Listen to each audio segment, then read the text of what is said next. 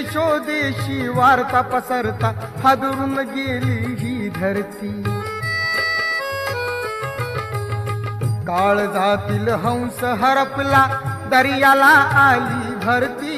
सूर्य बुडाला अंधार झाला म्हणून जनता ही झुरती. प्रगतीचे ते युगे दिनाची, प्रगतीचे ते युगे दिनाची गुपित मागे सारली. दुष्ट काळाने भीमरायांची प्राणज्योत ती चोरली.